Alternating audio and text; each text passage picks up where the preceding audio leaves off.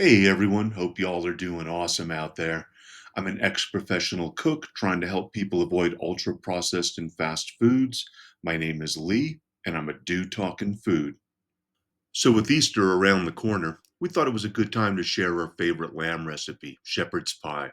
This is a highly requested recipe, so let's get cooking.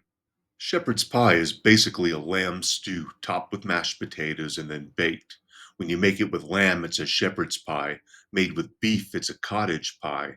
And when you make it with any other type of protein, it's considered a huntsman or a hunter's pie. While my shepherd's pie is not 100% traditional, it's often a hit with people that normally don't like lamb. In this video, we'll be doing two recipes, one for the stew, one for the mashed potatoes, and then I'll show you some tricks to put it all together and talk about some recipe variations along the way. Most of these ingredients are pretty basic, but I just wanted to talk a minute about a couple of personal choices we made. First off, we like potato starch more than flour or cornstarch. It just provides a better mouthfeel. I like the taste. We don't eat a lot of flour. You can use any of them, it doesn't make a difference. We also like the herb de Provence with lavender. That's the one thing that I use that's different than everyone else. That lavender provides a sweetness that helps offset that gaminess that a lot of people don't like about lamb. For the first step, we're going to soften the onions and garlic over medium heat. I use about 2 tablespoons of olive oil. You can also use vegetable oil if you like.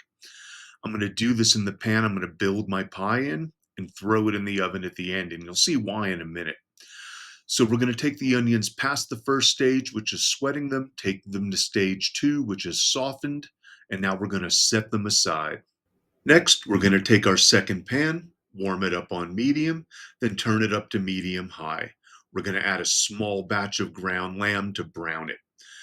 I wound up doing the 2 pounds in almost 4 batches. You don't want to put too much in the pan at once, or the meat will just boil and steam. By doing small batches and draining the fat out, you can get some good browning on your ground lamb and add a little extra flavor. So, like I said, we're doing multiple batches here, and I'm draining these batches through a colander to let the fat drain off. Then I'm adding this drained lamb to the first pan with the onions and the garlic. You always want to drain lamb well, as it's the fat that gives it the taste that most people don't like about lamb. You can drain through a colander or a sieve, or you can use paper towels to help absorb the fat. Once we have our batches of lamb browned and added to the garlic and onion, we're going to saute these all together for just a couple of minutes. Now we're just going to add our starch, our herbs and spices and seasonings, and give this all a good stir and let it saute for a minute longer or two. We're just going to keep everything moving in the pan, giving it a good saute. Then we're going to add about 2 cups of water, maybe a little more if it gets too thick. I think I did 2 1/4. Now we're going to give this a good stir, let it come back up to heat, and then we'll add in our mixed vegetables. Now we're going to mix this all up, get it back up to heat again, and then we're going to let it simmer for about 15 minutes to let all those flavors mix, merge, and mingle together. Once this is simmered, we're going to take it off the heat, let it cool down, then we're going to put it in the refrigerator for about an hour. While our pie is cooling in the refrigerator, now we're going to make some mashed potatoes for the topping. For our mashed potatoes, we're going to need about 3 pounds of potatoes, peeled and cut into quarters, a cup of milk or milk substitute. We use soy milk for the protein, a quarter cup of butter or a substitute. We used our vegetable spread like normal, 2 cloves of garlic smashed, and a quarter cup of parsley finely chopped. To get our potatoes started, we're going to fill the pot with cold water and our quartered potatoes, our smashed garlic, about a half teaspoon of salt, turn it up to high, and we want to get it up to a boil. Once our potatoes come to a boil, we're going to turn the heat down just a little bit and let them keep boiling for about 20 to 25 minutes until a fork can pass gently through one of the larger pieces. Once our potatoes are soft and drained, we want to start mashing them up. I use a hand potato masher since we like little solid pieces of potato in our mash. You can use a hand mixer or a wand blender if you want them smoother.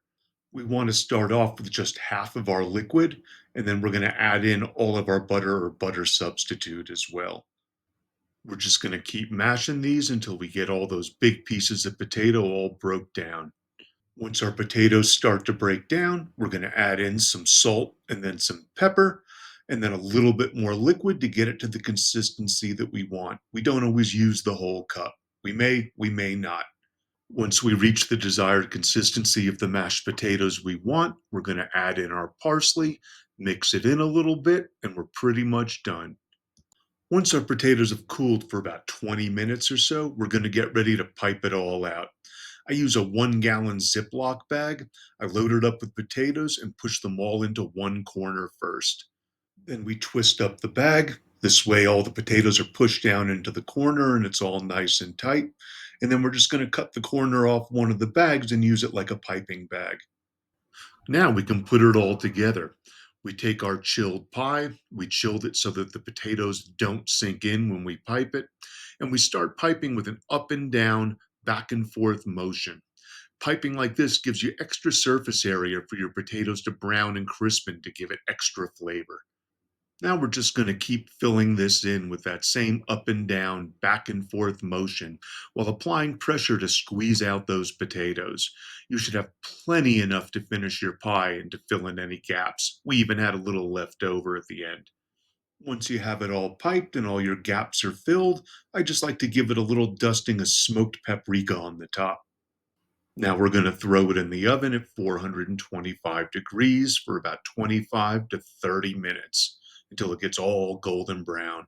Once golden brown, we take it out of the oven, we let it rest a couple of minutes, and then we served it with roasted asparagus and some fruit, but you can serve it with any sides you like.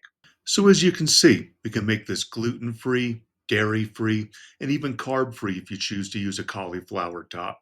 There's all kinds of ways to make this. Thanks for joining me today. Leave a like and comment and subscribe if you can. It really helps. And most importantly, have a great one, everybody.